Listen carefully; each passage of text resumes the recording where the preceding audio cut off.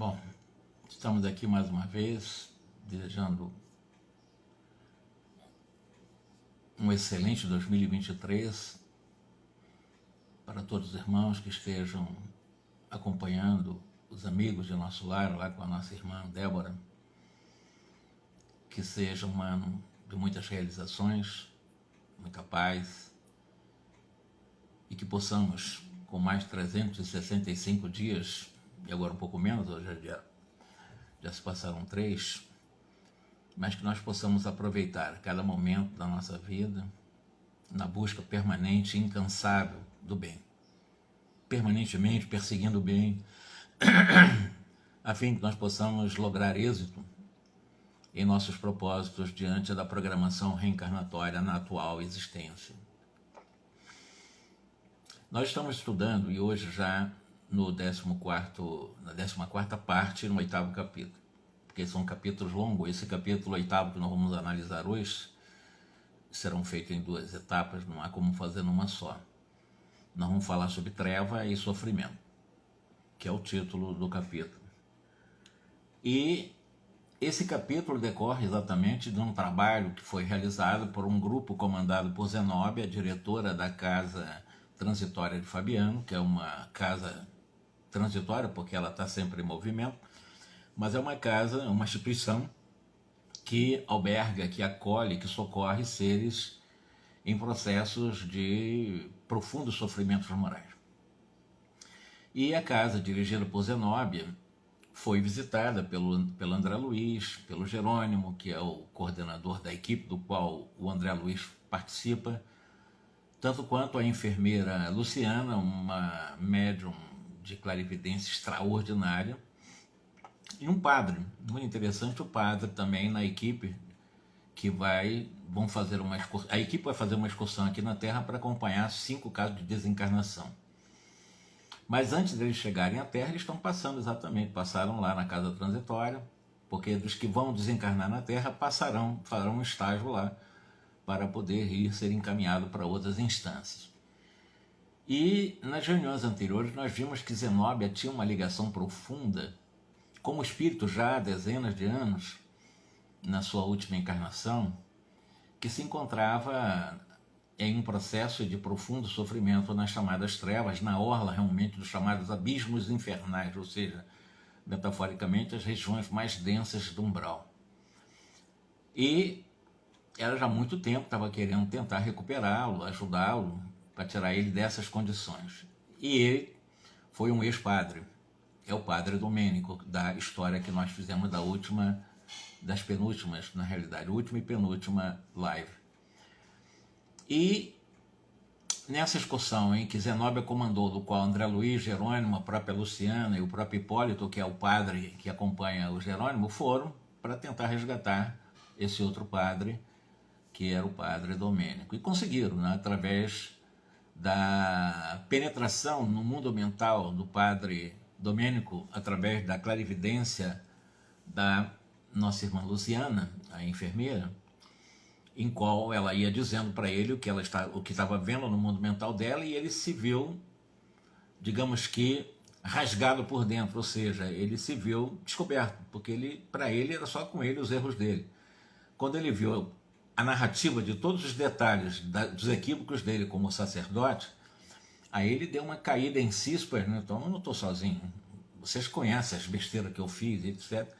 E ele entrou, chorou bastante, se arrependeu em algum momento, e esse momento é que foi utilizado pela Zenóbia para que pudesse ser programado a partir do auxílio da mãe dele, desse padre, que veio até a essa região, para levá-lo a um processo de uma reencarnação compulsória, para tirar ele das trevas e dar uma nova chance para ele. E após concluída essa missão, ou essa comissão que acompanhou Zenóbia, o próprio Jerônimo, é onde nós vamos começar exatamente o capítulo, no decorrer já de um planejamento realizado, porque a Zenóbia ela precisava de 4 horas para fazer isso. Isso tudo foi feito em 4 horas. Ela deixou de administrar, gerenciar a casa transitória por 4 horas, indo para as regiões mais densas do umbral.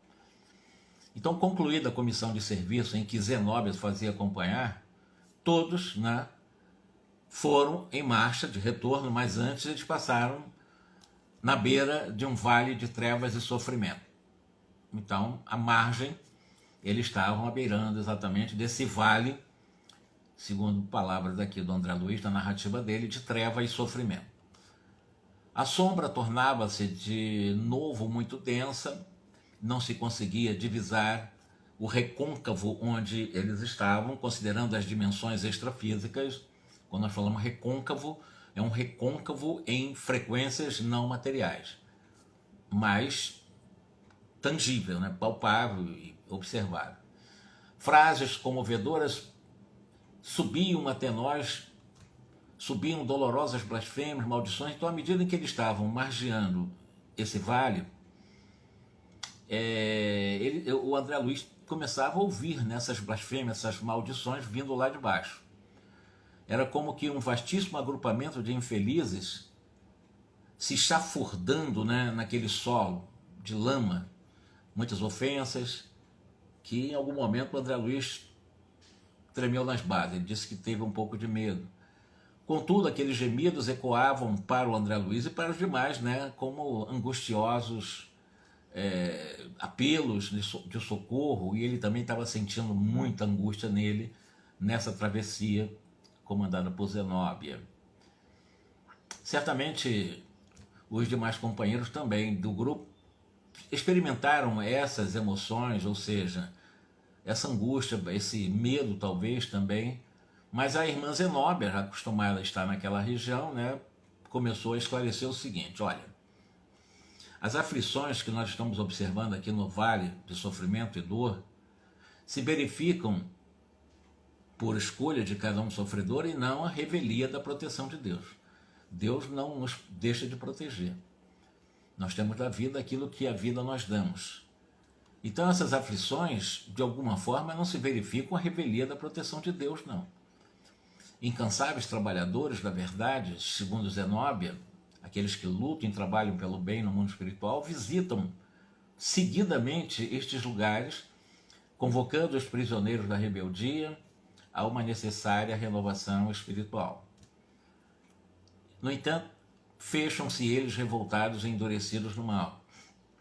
Por mais que se tente ajudar esses espíritos que estão sofrendo, gritando e pedindo socorro, os socorristas passam sempre por ali, mas eles permanecem endurecidos no mal, revoltados, embora clamem por socorro. Lamentam, suplicam, provocam compaixão, mas raramente alguns deles ouvem um apelo. Às vezes até mesmo nós tentamos impor, assim, resgatar na marra, resgatar, como ela chama assim, nós tentamos realmente impor o bem. Entretanto, quando eles são retirados desses vales compulsoriamente, evidentemente eles acusam-nos de violentadores, ingratos, fugindo ao contato dessa influenciação benéfica, ou seja, eles mesmos reclamam. Então, se você tira das trevas esses seres que estão pedindo socorro, mas ao mesmo tempo alguns outros amaldiçoando, quando os benfeitores passam por lá e conseguem resgatar às vezes de uma forma compulsória, eles reclamam como se tivesse sido sequestrado, ou seja, violentados, né, no seu livre-arbítrio, né? Então, eles acusam aqueles benfeitores de violentadores, ingratos, e fogem ao contato dessa influenciação.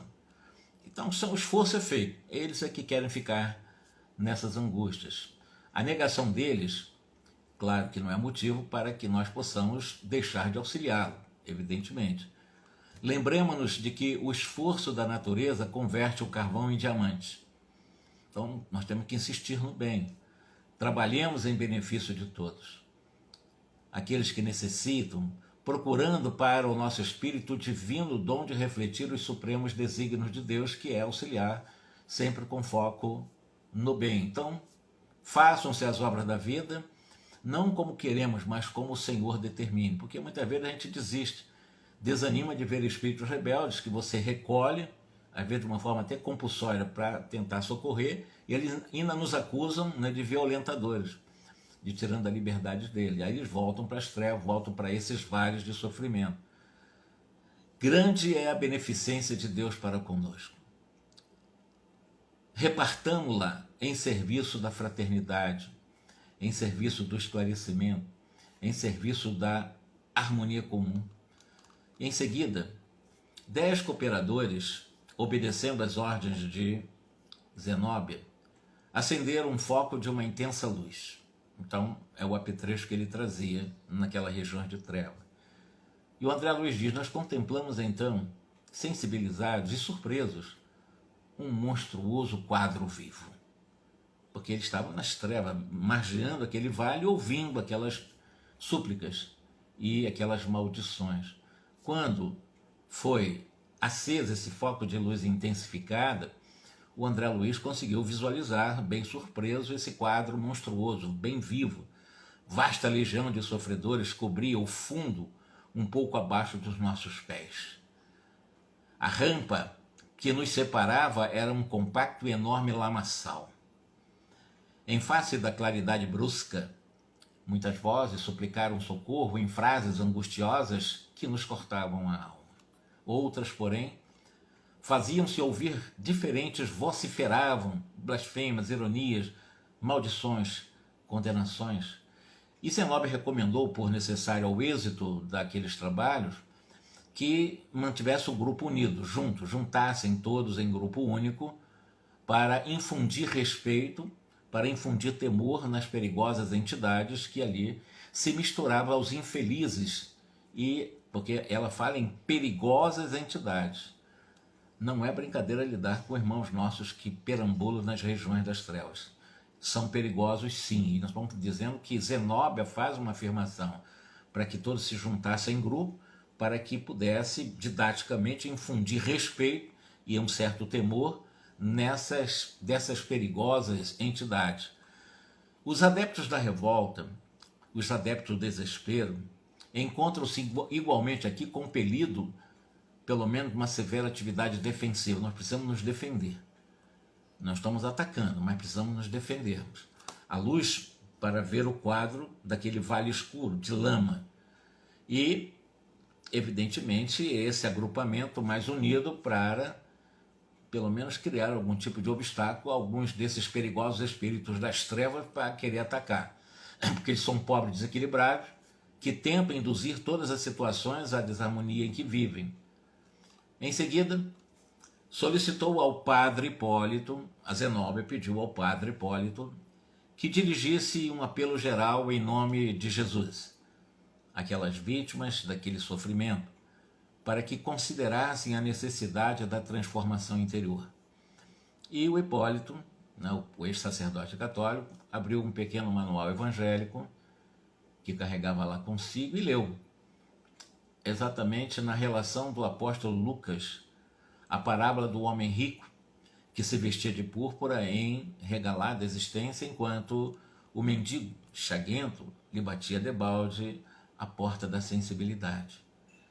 E o padre Hipólito pronunciou altas e pausadamente todos aqueles versículos, desde o número 19 ao 31, no capítulo 16 do apóstolo Lucas.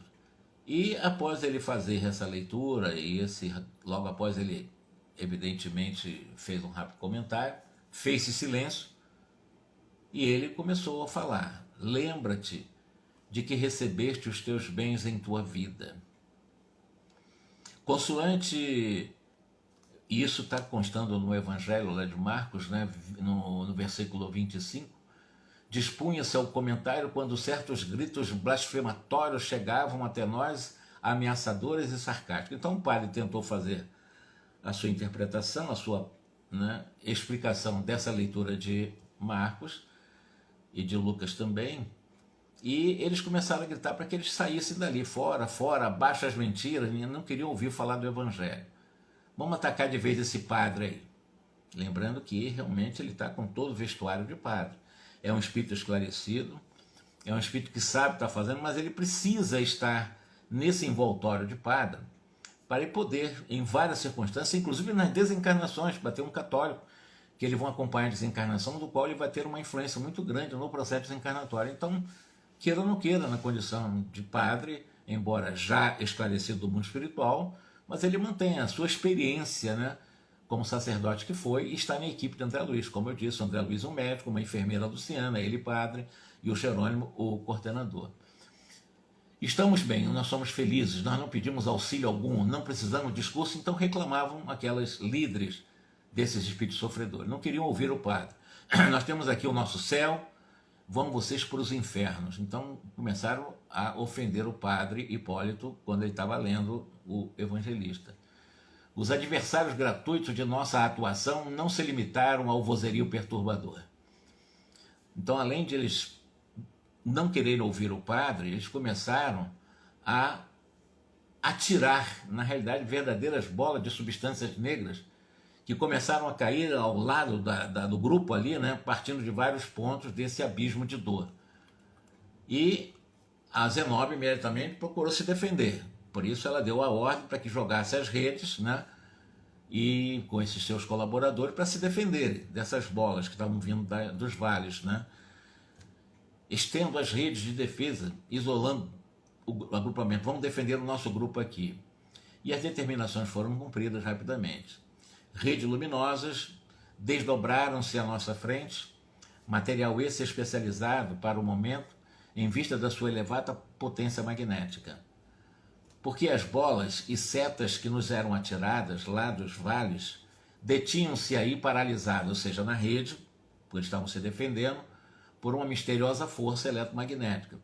E a diretora da casa transitória, a Zenóbia, né, já acostumado a esses tipos de ocorrência, pelo menos, explicava o que estava acontecendo ali, né, mostrando ela, pelo menos, a sua firmeza, a sua serenidade, e após essa organização de defesa, ela fez sinal ao Hipólito, ao padre Hipólito, né, para que continuasse, falasse o que ele estava lendo, né, para que ele falasse alguma coisa ali.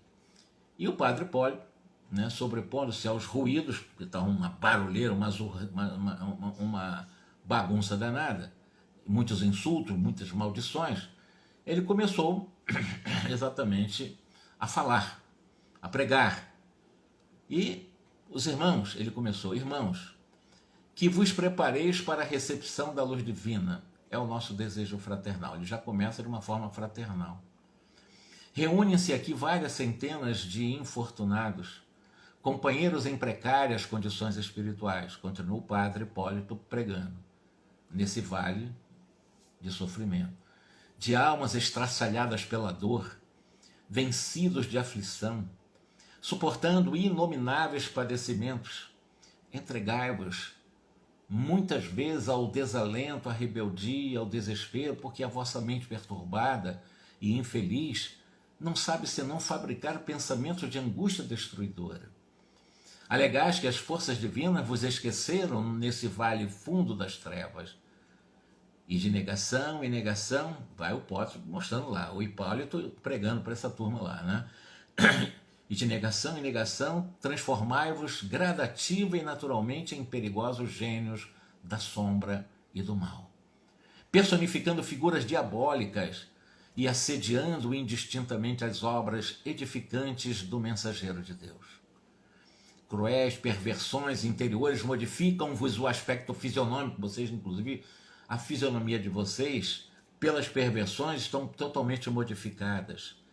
Não vos assemelhais às criaturas humanas que fostes compelidas aos dons divinos, e sim às imagens vivas das regiões infernais, infundindo compaixão aos bons, receios e pavor aos mais tímidos. Na lastimável posição mental a que vos conduziste, e na qual muitos de vós, outros, perseverais apaixonadamente, sois tão autênticos demônios da perversidade e do crime, que nem mesmo as vergastadas da dor conseguem modificar a boca disforme, porque existem no universo duas grandes forças de transformação do ser.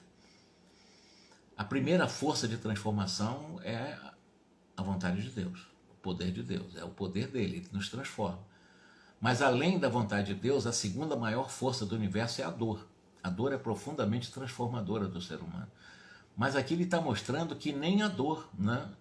Nem mesmo as vergastadas da dor, os chicotes da dor, conseguem modificar a boca disforme. Entretanto, sois, todos vocês, todos vós, nossos irmãos, mais infelizes.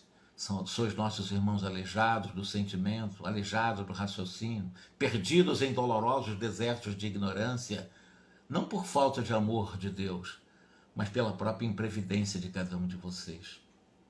E nesse descaso, com que recebeste na terra todas as oportunidades de ascensão às esferas superiores do Espírito Eterno, por mais que nos expulseis de vossas congregações de sofrimento, nunca escasseará para convosco nossa sincera misericórdia, comiseração e piedade. Visitaremos a paisagem sinistra dos abismos quantas vezes se façam necessárias. Nunca nos cansaremos de proclamar a misericórdia excelsa de Deus. E jamais se imobilizará a nossa mão fraterna no sublime serviço da semeadura do bem e da verdade. E essas foram as palavras do padre Hipólito para aqueles seres, uns amaldiçoando, blasfemando, vociferando, outros lamentando, suplicando socorro. As palavras injuriosas que ouvimos antes desapareceram pouco a pouco com essas palavras do padre Hipólito. Então eles ficaram calados nesse momento. A franqueza do padre Hipólito triunfara. O pregador falava com uma ardorosa eloquência, possuído de angélicos pensamentos, todo ele irradiava luz nesse momento. Ante o respeito ou o respeitoso silêncio que se fez naquele vale de sombras que o seu verbo inflamado provocara, ele prosseguiu, inclusive comovendo-nos a todos, o André Luiz diz. E ele, o padre, continua.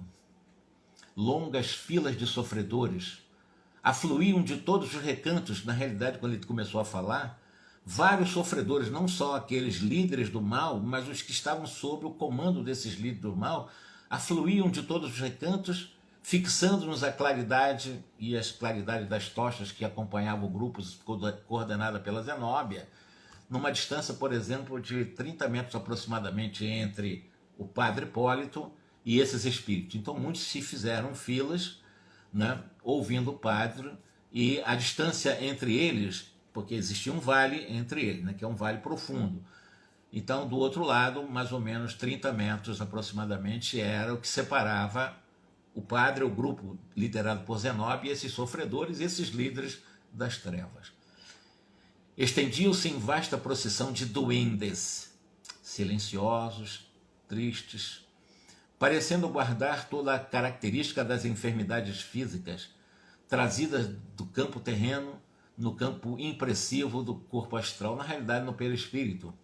Viam-se ali necessitados de todos os tipos, aleijados, feridos, miseráveis, exibiam ao nosso olhar, constrangendo-nos exatamente os corações. Muitos deles, ajoelhados talvez na suposição de que fôssemos embaixadores do poder de Deus em visita ao purgatório de infelicidade. Mantinham-se ali em posição de supremo respeito, embora deixando transparecer na face angustiada indescritíveis padecimentos. De olhos ansiosos, falavam sem palavras do intenso e secreto desejo de unirem-se a nós, os sofredores. Porque nesse vale existiam os líderes, aqueles que são realmente líderes das chamadas regiões das trevas, e os sofredores que estão sob o seu comando. E nesse caso são os sofredores que estavam ali se ajoelhando. Entretanto, algo lhes privava a realização. Semelhavam-se a prisioneiros suspirando pela liberdade. Por que não corriam ao nosso encontro? Por que não se ajoelharem junto de nós em sinal de reconhecimento sincero a Deus? Desejando penetrar a causa daquela imobilidade compulsória, o André Luiz diz, eu compreendi, sem maiores esclarecimentos, o que se passava. Entre a multidão compacta em nós, cavava-se um profundo fosso, e onde surgiam possibilidades de transposição mais fáceis desse vale, reuniam-se pequenos grupos de entidades que se revelavam por sinistra expressão fisionômica. Não podia abrigar qualquer dúvida. Aqueles rostos agressivos e duros sustentavam severa vigilância para que aqueles seres que estavam do outro lado do vale não viessem para o lado de cá. Que faziam aí semelhantes verdugos? Permaneceriam dirigidos por potências vingadoras, com poderes transitórios nas zonas das trevas? Ou agiriam por sua conta própria, obedientes a desvairadas paixões da mente em desequilíbrio? Aí o André Luiz diz: eu recordei antigas lendas do inferno, esboçada na teologia católico-romana, para concluir que a fogueira ardente onde Satã se comprazia em torturar as almas devia ser até muito mais bela que a paisagem de lama, treva e sofrimento à nossa vista. Recusei, porém, o fio das considerações, ou seja, eu dei uma parada, porque ele viu que não era momento para fazer essas comparações, compreendendo que o minuto naquele momento não comportava divagações, porque estava exigindo uma contribuição ativa, proativa pelo pensamento. Prolongando-se a pausa do Hipólito, o padre Hipólito, uma criatura de rosto criminoso gritou, em meio de gestos odiosos. Então, um dos líderes das trevas: nós não pedimos exército de salvação. Por favor, vão embora, fujam daqui. Bastou isolada manifestação para que outras expressões de desagrado explodissem. Não desejamos redimir coisa alguma, nada devemos vocês. Interessa-nos o culto sistemático do ódio, a revolta contra os deuses insensíveis. Eles começaram a brigar, começaram a falar. Começou um e todos do mal lá começaram a reclamar. O movimento de resistência à repugnante aristocracia espiritual é o que ele dizia: nós somos resistentes a essa repugnante aristocracia espiritual. A vocês, sacerdotes, morram os pregoeiros da virtude falsificada. Então eles são até inteligentes, né? Caiam os oportunistas de além-túmulo. Então eles sabem o que está acontecendo. Viva o nosso movimento de destruição contra a velha ordem dos senhores e dos escravos. É um grito, né, nessa resistência dos seres das trevas, discutindo depois da pregação do padre Hipólito. E depois das ruínas edificaremos um mundo novo, segundo esse líder dizia, né? Depois que surgirem, após as ruínas, nós vamos edificar um mundo novo.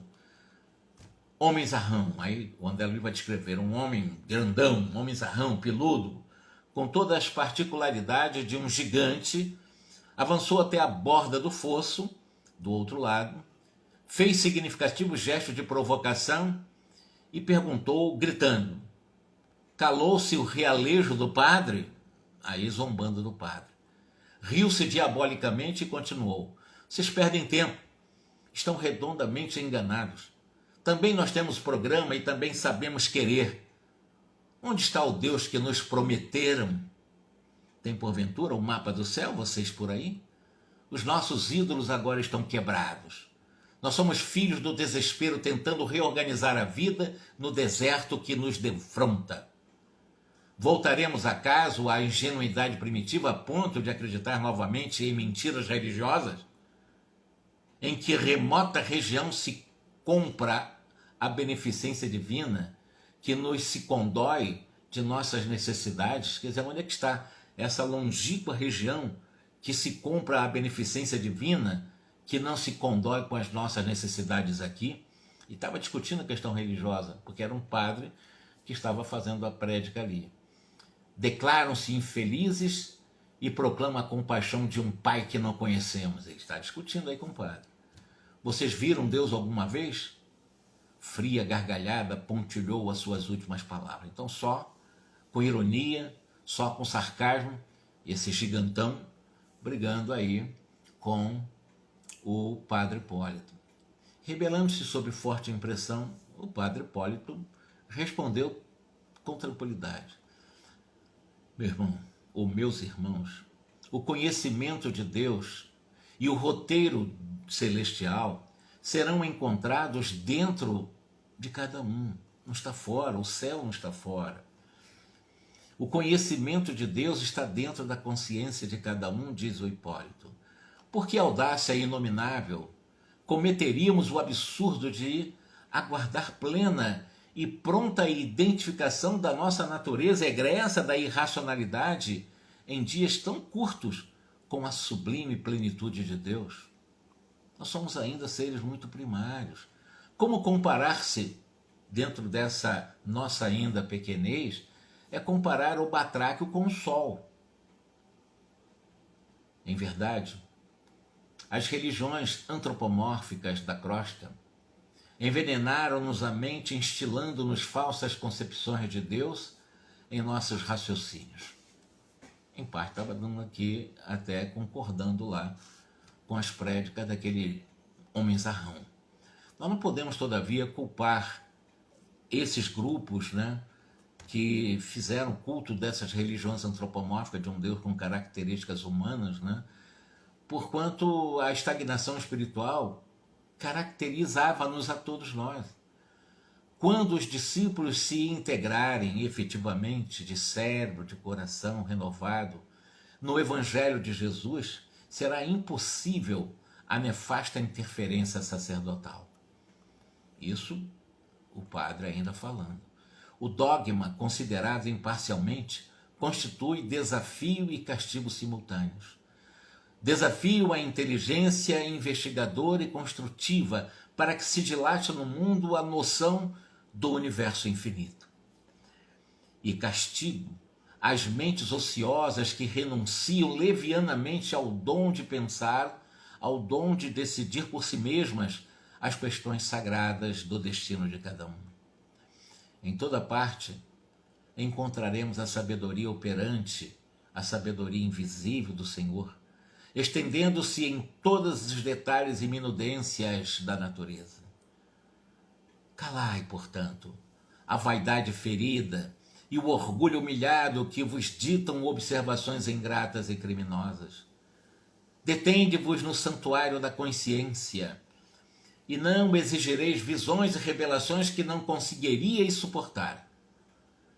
Tomados, pois, de compaixão pela vossa rebeldia e infortúnio, rogamos ao Senhor, abençoe a esperança de quanto nos ouvem, famintos de suprema redenção, como nós diante da grandeza inapreciável da vida eterna. Então essa foi a resposta que o padre Hipólito deu àqueles homens zarrões que estavam lá zombando dele.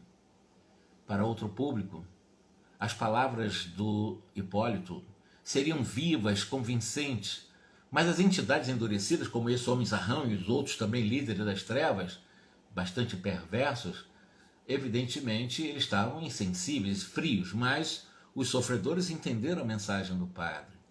Fizeram-se ouvir outras vozes em sinistro coro. Basta, fora, fora, os líderes das trevas. Todavia, entre aqueles que nos seguiam atenciosamente o serviço, contemplamos inúmeros rostos angustiados, revelando um pavor que os companheiros lhes causavam. Aumentara-se-lhes o número, verifiquei, porém, que não havia ali uma só criança. Detalhe importante, crianças não existem nas regiões do umbral.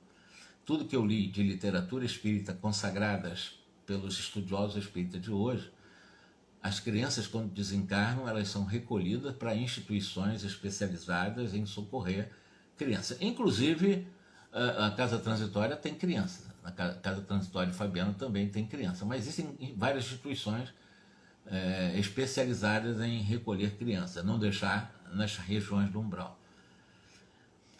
E aí, quando realmente aumentou esse número, que o André Luiz percebeu, né, que não havia criança, apenas adultos, jovens, velhos de todos os aspectos, o André notava que a palavra do padre, do Hipólito, a dissertação dele, fez um enorme bem, tanto para André Luiz, como também para muitos daqueles que estavam ali chorando, alguns deles chorando, do vale chorando.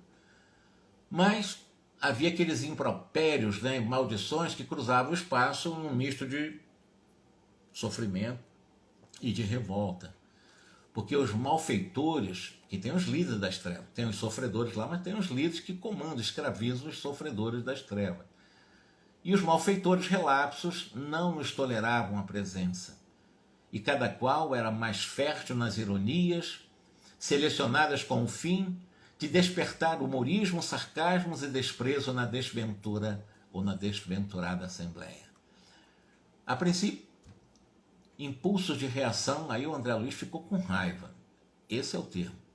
eu no lugar dele também não estaria de outra forma, teria realmente uma revolta dentro de mim. E ele ficou meio chateado. Então, de a princípio, impulso de reação afloraram-me no espírito surpresa. Não seria conveniente que nos organizássemos contra semelhante malta de criminosos? André Luiz pensando. Não seria melhor saltar o óbice vale, né? E arrebatar aquelas vítimas que perderam a liberdade por causa desses líderes do mal e realmente tirar de lá, porque a nosso favor nós contávamos com a volitação fácil e as noções de caridade avivavam-me justificando o instinto de reação. Perante nós, a algumas dezenas de metros, viam-se mulheres desfiguradas pela dor, velhos e moços esquálidos e abatidos. Ninguém fugia ao doloroso aspecto de supremo infortúnio. Semelhavam-se a cadáveres em retorno inesperado à vida, depois de longa permanência no túmulo. Pensamentos de revolta cruzavam-se, principalmente no próprio cérebro de André Luiz, estava revoltado com aquilo tudo, aquele desrespeito. Estamos desrespeitando a palavra do Padre Hipólito. Por que razão o Padre Hipólito não respondia à altura? Por que não punir aqueles malfeitores da sombra que denunciavam refinada cultura intelectual e uma vigorosa inteligência? Não possuímos suficiente poder para a repressão necessária contra esses malfeitores? Isso André Luiz pensando com revolta. E o assistente Jerônimo, percebendo que André Luiz estava com esse estado perigoso de revolta, de reação, aproximou-se cautelosamente do André Luiz e começou a dizer: André, extingue a vibração de cólera injusta, meu irmão. Ninguém auxilia por intermédio de irritação pessoal. Não assumas o papel de crítico nesse momento. Permanecemos aqui na qualidade de irmãos mais velhos no conhecimento divino, tentando socorro aos mais jovens, menos felizes do que nós. Revisitamo-nos de calma e de paciência. O importante é nos envolvermos na calma, na paciência, na mansuetude, na tolerância, porque responder a insultos descabidos, André, é perder valioso tempo na obra de confraternização ante o nosso Criador. Hipólito, ele não pode duelar verbalmente, nem a irmã Zenóbia autorizaria qualquer violência a estes infortunados, sob pena de nós relegarmos ao esquecimento sublime oportunidade de praticar o verdadeiro bem. Modifique então, André, a emissão mental para que te não falte a cooperação construtiva nesse momento. Guardemos a voz não para condenar, sim para informar, para edificar de uma forma cristã. Aí o André Luiz diz: eu reajustei o meu campo emotivo, pedindo a Jesus me conferisse forças para esquecer aquele homem velho que estava querendo tomar conta de mim, que estava gritando dentro de mim. Com a invocação ao plano superior, através da súplica instantânea, a compreensão brotou-me da consciência e imediatamente ele se conectou com o bem, com a harmonia e parou com essa revolta. Em verdade, como interpretar investidas de criaturas já de si mesmas tão desventuradas? Começou a refletir. Já são tão infelizes, por que eu ficar com essa raiva, querer reagir? Antes de tudo, esses seres necessitam de amparo, necessitam de compaixão. Não haviam recebido ainda, como acontecer a nós outros, a bênção da fé viva. Não receberam ainda, como acontecer a nós outros, exatamente a bênção da conformação aos desígnios da lei de Deus, do reconhecimento das próprias necessidades interiores por incapacidade espiritual. Blasfemavam, se riam sarcásticas, desprezavam as dádivas de Deus, injuriavam o mestre, esqueciam todas as considerações referentes à ordem divina e ao respeito humano. Quem éramos nós para convertê-las imediatamente, inopinadamente, se o próprio Senhor lhes tolera paciente e amigo as palavras torpes sem represália individuais? Quem sou eu para querer realmente revidar? No primeiro momento ele ficou revoltado, depois ele compreendeu quando Jerônimo chamou a atenção dele. Não lhes bastaria a limitação lamentável em que se entregavam? Já são tão limitados, pobres coitados, no círculo estreito do sofrimento e acoimados pelo desespero. não ultrapassavam a esfera de sensações grosseiras e intentam inutilmente combater o bem?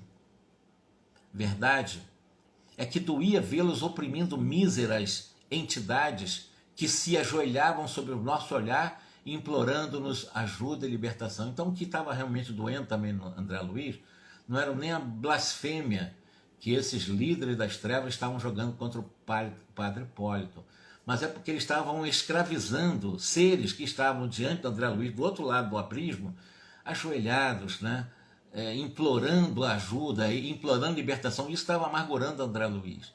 Entretanto, razões ponderáveis existiriam, justificando a ligação entre algozes e vítimas, razão que me escapava naturalmente na hora em curso. Modificaram-se minhas apreciações do primeiro instante. Tomado, porém, de súbita piedade, diz o André Luiz, notei que, ao serenarem as ironias dos maus, e observando talvez que não transpunhamos o obstáculo em serviço de libertação, pintava-se na fisionomia dos sofredores confessos a mais pungente ansiedade. Uma pobre velhinha, que me pareceu desassombrada na fé, examinando os terríveis fatores circunstanciais, estendeu-nos os braços esqueléticos e, na sua antiga concepção religiosa, implorou-nos: santos mensageiros de Deus, nosso Pai, dignai-vos retirar-nos desse purgatório. Estamos torturados pelo fogo dos remorsos e pelos demônios que nos cercam. Por piedade, salvai-nos. Fortes soluços interceptavam-lhe a voz. Todavia, a respeitável anciã continuou: nossas faltas mal pagas na terra uniram-nos aos espíritos perversos do abismo. Nós somos pecadores necessitados da purgação, mas não nos abandoneis à nossa própria sorte. Ajudai-nos em nome de Jesus, por quem vos suplicamos a graça da salvação. Errei muito, é verdade. Entretanto, o meu espírito arrependido implora proteção. Sei que não mereço o descanso do paraíso, mas, ó emissário do céu, por quem sois, concedei-me recursos para resgatar as minhas dívidas. Estou pronta. Procurarei aqueles a quem ofendi durante a minha vida terrestre, a fim de humilhar-me e pedir perdão. De mãos postas, a fitar-nos angustiosamente concluía: não me desampareis, não me desampareis. Mudou-se de algum modo o quadro. A valorosa pedinte encorajou os demais companheiros de infortúnio pelos méritos. Aí outros foram surgir. Essa parou, mas entusiasmou outros sofredores a implorar ao grupo liderado por Zenóbio como se ele fosse mensageiro dos céus. E um deles lá começou: pelos méritos de São Geraldo de Magela, gritou um infeliz, revelando a sua antiga condição de católico romano. Libertai-nos, Geraldo, daqui, salvai-nos do torvelinho infernal, socorrei-nos por amor de Deus. Destacando-se uma das outras, ou de alguma forma essas súplicas proferidas, evidenciavam a presença de adeptos de variados credos religiosos conhecidos na terra. Inclusive, espíritas não faltavam nesse triste concerto de escravizados após o Vale de Sombras, naquele vale de lama dominado por esses homens arrões, por esses seres de faces diabólicas, totalmente dominados, escravizados, sofredores, inclusive espíritas. Ele lembra aqui: determinada senhora de porte respeitável, cabelos revoltos e fundas chagas no rosto, deprecou chorosa: espírito do bem, auxiliai-me. Eu conheci Bezerra de Menezes na terra e fui espírita. No entanto, ai de mim, minha crença não chegou a ser uma fé renovadora. Dedicava-me à consolação, mas fugia à responsabilidade. A morte atirou-me aqui, onde tenho sofrido bastante as consequências do meu relaxamento espiritual. Socorrei-me por Jesus, uma espírita. lá no Vale das Sombras, no Vale das Trevas, dominado por seres inteligentes, mas extremamente maus, dominadores. Não permitem eles saírem de onde eles estão para vir onde André Luiz estava, que estava na orla desse vale. Ele não conseguiu passar para o lado de cá. Eram mantidos em cativeiros, espíritas. Ali tem uma espírita. Ele trouxe uma, deve ter centenas, talvez milhares, porque a gente sabe mais ou menos, infelizmente, como o espírita tem agido enquanto encarnado, né? Vai jogando com a barriga, achando que não trará consequência. E vai trazer consequência esse relaxamento espiritual. Por isso ela está pedindo socorro. Pobre velhinha católica, uma outra católica agora suplicou-nos. Santos de Deus, nosso Pai, dignai-vos retirar-nos do purgatório. Estamos torturados pelo fogo dos remorsos e pelos demônios que nos cercam. Por piedade, salvai-nos. Lembrando que os demônios são esses líderes, esses homens arrões, com cara do cão mesmo, a cara do capeta, a cara, né, do diabo, como ele está falando aqui, expressões diabólicas, e que cercando, não dando liberdade para esses seres, inclusive espíritas. Por piedade, salvai-nos. Somos pecadores, necessitados da purgação, mas não nos abandoneis à nossa própria sorte. Sei que não mereço o descanso do paraíso, mas, ó emissário do céu, concedei-me recursos para resgatar as minhas dívidas, muito semelhante daquela senhora. E de mãos postas a fitar-nos angustiosamente concluía: não me desampareis, por favor, não me desampareis, igual aquela outra senhora. E de todos os recantos ecoavam esses apelos comovedores. Jovens, velhos, homens, mulheres em deploráveis condições, prostrados a reduzida distância, mais ou menos de 30 metros, e confiantes.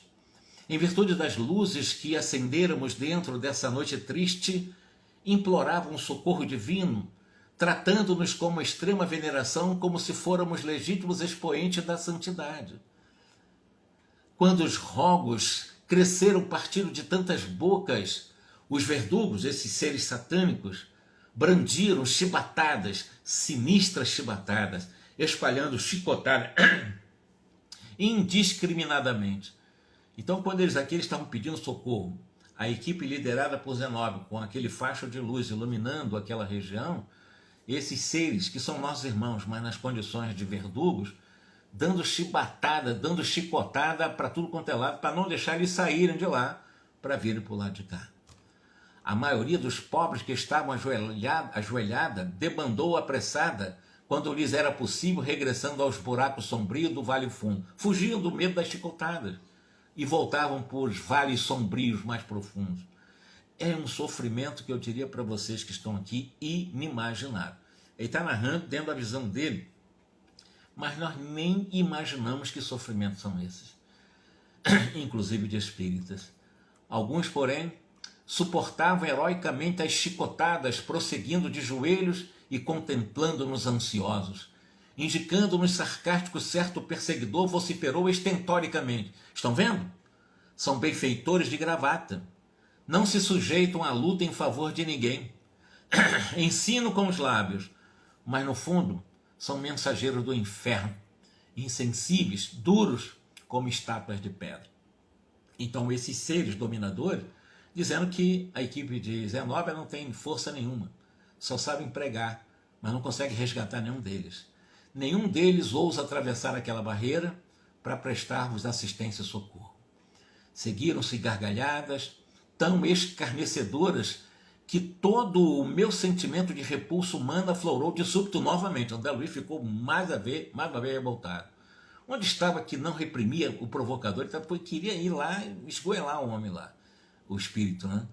Por que não puni-los devidamente? Abeirava-me do pleno desequilíbrio mental, quando a irmã Zenóbia, primeiramente foi lá, o Jerônimo chamou a atenção dele. Agora a Zenóbia, temendo talvez pela nossa reação, se voltou tranquila e recomendou: amigos, conservemo-nos em calma para o trabalho eficiente. Ninguém permanece nesses abismos de dor sem razão de ser. Os espíritas não estão lá por acaso. Eles escolheram isso. Não. Evidentemente não adianta você querer digladiar com esses líderes das trevas. Não adianta. É perder tempo. Que seria do cristianismo se Jesus abandonasse lá o madeiro do testemunho ao meio do caminho a fim de entrar em briga com a multidão? Vamos ter um pouco de cuidado, diz a Zenóbia. Permanecemos aqui em tarefa consoladora, em tarefa educativa, não esqueçamos. O serviço de reeducação nos irresponsáveis virá de mais alto. A hora não comporta qualquer dissertação mais longa a respeito das obrigações que deveríamos desempenhar.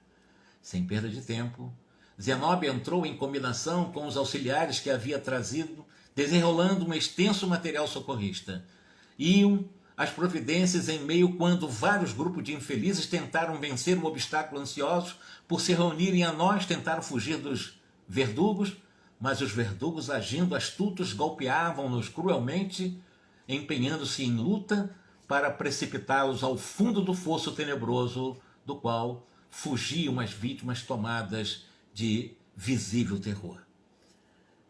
Faltam 7 minutos, o Instagram não aguenta mais de 1 hora, senão não gravo. Eu tenho gravado para os amigos de nosso lar as nossas leituras reflexivas aqui de Obreiro da Vida Eterna. Eu vou dar sequência na próxima terça-feira às 18 horas, para que nós possamos... Nós estamos vendo aqui o quadro tenebroso desse vale trevoso, em que tem espírita também, né, sofrendo sob o guante desses líderes, verdadeiros verdugos do mal, do qual usam açoites, chicotes, e outros, inclusive, atacaram o grupo com aquelas bolas negras, né? Só se protegeu com aquela chamada rede de proteção eletromagnética do grupo, senão seriam atingidos com aquelas bolas que certamente fariam algum tipo de incomodação para o grupo. Fica então para a próxima terça-feira, às 18 horas, a continuação desse capítulo 8º do livro Obreiro da Vida Eterna, tá bom? Que Jesus nos ampare. Lembrando sempre dessa espírita, né? Conheci Bezerra de Menezes aí, mas não praticava, né? Não adianta só saber, é importante sentir para vivenciar. Que Jesus nos abençoe, meus irmãos. Um grande abraço a todos, muita paz.